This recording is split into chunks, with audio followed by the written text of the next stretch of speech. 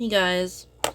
So, as you know, I'm starting a religious series because no one owns religious texts and I don't need permission to read the Bible, the Bhagavad Gita, or the Quran to the public. So, I'm just gonna go ahead and read. This is the Old Testament. We're starting with Genesis. And I'm also continuing on the Bhagavad Gita right after this. Okay? So, let's get started. Genesis 1. The beginning. In the beginning, God created the heavens and the earth. Now the earth was formless and empty. Darkness was over the surface of the deep, and the Spirit of God was hovering over the waters. And God said, "Let there be light," and there was light. God saw that the light was good, and he separated the light from the darkness. God called the light day, and the darkness he called night. And there was evening, and there was morning, the first day. And God said, "Let there be a vault between the waters to separate water from water." So God made the vault and separated the water under the vault from the water above it, and it was so. God called the vault the sky, and there was evening and there was morning, the second day. And God said, "Let the water under the sky be gathered to one place, and let the dry ground appear." And it was so. God called the dry ground land, and he gathered the waters, and the gathered waters he called seas. And God saw that it was good. Then God said, "Let the land produce vegetation, seed-bearing plants and trees on their land that bear fruit with seed in it, according to their various kinds." And it was so. The land produced vegetation, plants bearing seed according to their kind, and trees bearing fruit with seed in it, according to their kinds. And God saw that it was good. And there was evening, and there was morning, the third day. And God said, "Let there be lights in the vault of the sky to separate the day from the night, and let them serve as signs to mark sacred times and days of the years. And let them be lights in the vault of the sky to give light on earth." And it was so. God made two great lights, the greater light to govern the day, and the lesser light to govern the night. He also made the stars. God set them in the vault of the sky to give light on earth, to govern the day and the night, and to separate the light from the darkness. And God saw that it was good. And there was evening, and there was morning, the fourth day. And God said, "Let the water teem with living creatures, and let the birds fly above the earth across the vault of the sky." So God created the great creatures of the sea, and every living thing with which the water teems and that moves about in it, according to their kind, and every winged bird according to its kind. And God saw that it was good. God blessed them and said, "Be fruitful, and increase in number, and fill the water within the seas, and let the birds increase on the earth." And there was evening, and there was morning, the fifth day. And God said, "Let the land produce living creatures according to their kind, the livestock, the creatures that move along the ground, and the wild animals each according to its kind." And it was so. God made the wild animals according to their kinds, the livestock according to their kinds, and all the creatures that move along the ground according to their kinds. And God saw that it was good. Then God said, "Let us make mankind in our image, in our likeness, so that they may rule over the fish in the sea, and the birds in the sky, over the livestock and all the wild animals, and over all the creatures that move along the ground." So God created mankind in his own image. In the image of God he created them. Male and female he created them. God blessed them, and he said to them, "Be fruitful and increase in number. Fill the earth and subdue it. Rule over the fish in the sea, and the birds in the sky, and over every living creature that moves along the ground." Then God said, I give you every seed-bearing plant on the face of the whole earth, and every tree that has fruit with seed in it. They will be yours for food. And to all the beasts of the earth, and all the birds in the sky, and all the creatures that move along the ground, everything that has breath of life in it, I give every green plant for food. And it was so. God saw all that he had made, and it was very good. And there was evening, and there was morning, the sixth day. And that's chapter 1 of Genesis. Okay?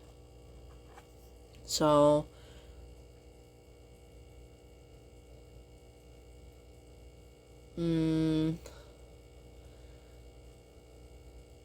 I've already read the Quran, and I find there is like kind of like a similarity in the sense that so in the Quran they say that God just has to say be and it is. And in this Bible, Old Testament, right, Genesis, it's kind of like the same thing. Let there be this. Let there be that. And it was so. So I'm finding like a correlation between the two. That's essentially all I have to say about that. And it's interesting that they say that our purpose is to rule. Essentially, let us make mankind in our image so that they may rule over other creatures on the planet. Now, maybe I'm getting a little too introspective, but it's kind of like, in this day and age, are we capable of ruling over any fish in the sea or any bird in the sky or any livestock? You know, when you look at like the documentaries of cows and how we treat them, we can't even train a bird, I don't think, anymore. People used to be able to train birds to send messages and stuff. I don't think we can do that anymore. Maybe a handful of people, but you know, it's like we've forgotten, or at least people who read the Old Testament and believe in the Old Testament have forgotten what the true purpose is, and this is the first page. So, that's just my commentary on it. Let's move on to the next chapter. Genesis 2. Thus the heavens and the earth were completed in their vast array. By the seventh day God had finished the work he had been doing, so on the seventh day he rested from all his work. Then he blessed the seventh day and made it holy, because on it he rested from all the work of creating that he had done. So this is Old Testament, meaning that this is essentially what Jewish people believe in. Correct me if I'm mistaken. But the seventh day of the week is Saturday. So maybe this is why they have Sabbath. Sabbath. Let me just look that up real quick. Saturday.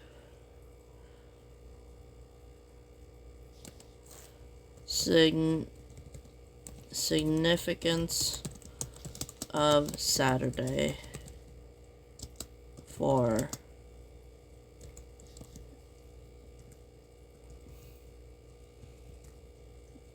Jewish people. Yeah, Shabbat, the Jewish day of rest.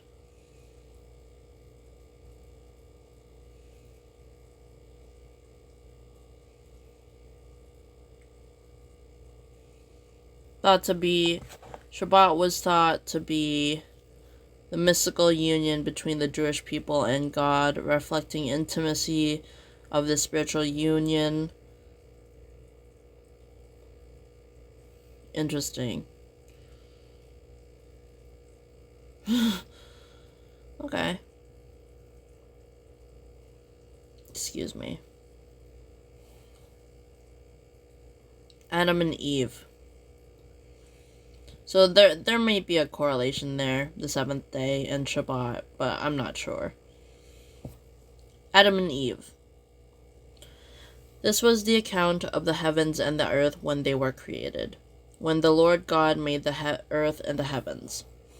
Now, no shrub had yet appeared on the earth, and no plant had yet sprung up, for the Lord God had not sent rain on the earth, and there was no one to work the ground, but streams came up from the earth and watered the whole surface of the ground. Then the Lord God formed a man from the dust of the ground and breathed into his nostrils the breath of life, and the man became a living being. Now, the Lord God had planted a garden in the east of Eden, and there he put the man he had formed. The Lord God made all kinds of trees grow out of the ground, trees that were pleasing to the eye and good for food. In the middle of the garden there was the tree of life and the tree of knowledge of good and evil.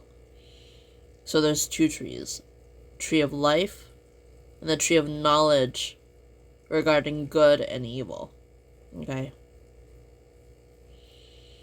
A river watering the garden flowed from Eden. From there it was separated into 4 headwaters. The name of the first is Pishon. It winds through the entire land of Havilah, where there is gold. The gold of that land is good. Aromatic resin and onyx are also there. Ooh.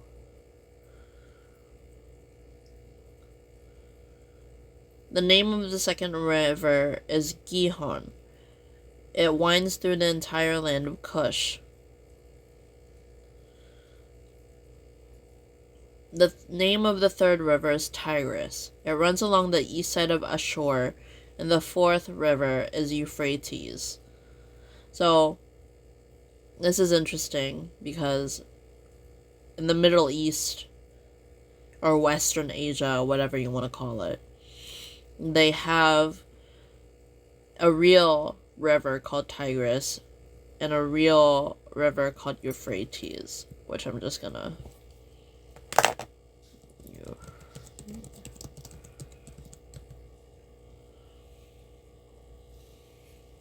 originates, let's do maps.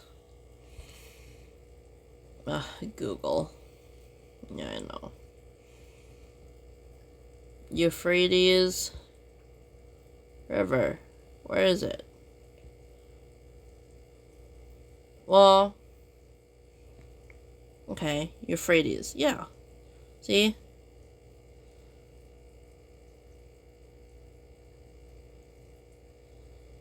Oh, well, it's so cool to think that the river is the same one from the Bible.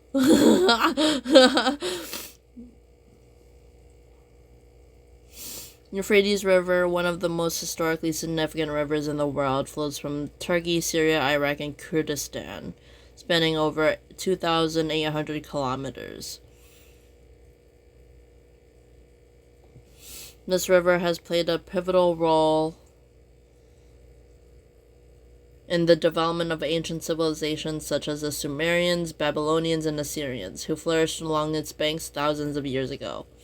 Today, the Euphrates remains a vital lifeline for agriculture, industry, and communities in the Middle East, despite challenges posed by dam constructions and conflicts in the region. Oh.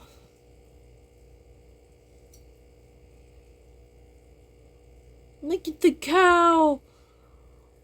What is that? Is that a cow? Or is that... It's so cute. Okay, I'm sorry. Going back. And they also have Tigris. Let me just look it up. Tigris. Yeah. See? They have the Tigris and the Euphrates River. Or maybe they just named it. Which one do you think came first, you guys? The Bible or whoever named the river.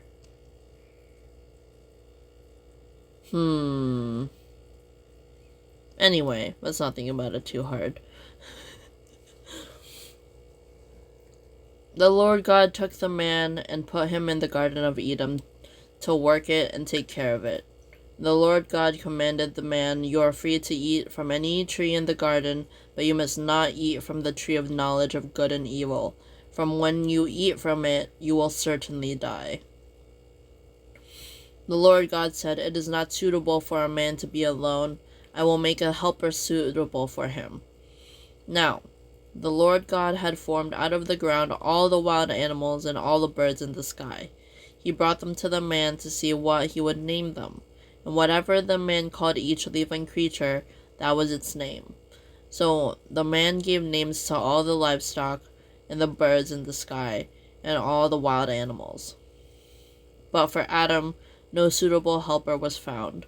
So the Lord God caused the man to fall into deep sleep, and while he was sleeping, he took one of the man's ribs and closed up the place with flesh. I just want to make a quick comment here. It says here, the man we're talking about here is Adam, right? We're talking about Adam here. The Quran also says that Adam knows the name of all things. So to have the same correlation here so the man gave names to all the livestock and the birds in the sky and all the wild animals. I don't know if that means God allowed him to give names to these creations that God had created, that God created in creation, and then Adam gave them names. Or God created the creation with a name already, and Adam just knew the names because he was blessed and the first man, first human being. I'm not sure. So that's just something to think about, something to consider. But for Adam, no suitable helper was found. Oh, I read this already. Okay, and I'll read it again. For Adam, no suitable helper was found. So the Lord God caused the man to fall into deep sleep, and while he was sleeping, he took one of man's ribs and then closed up the place with flesh. Then, when Lord God made a woman from the rib he had taken out from the man and brought her to the man. The man said, This is now bone of my bones and flesh of my flesh. She shall be called woman, for she was taken out of man. This is why a man leaves his father and mother and is united to his wife, and they become one flesh. Adam and his wife were both naked, and they felt no shame. Okay?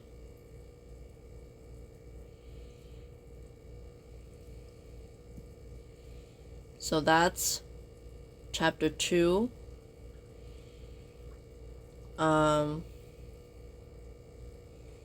I think I'm gonna stop here.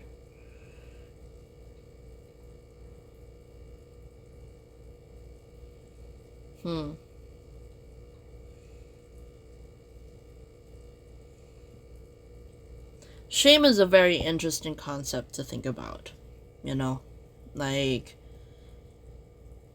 to be naked and feel no shame.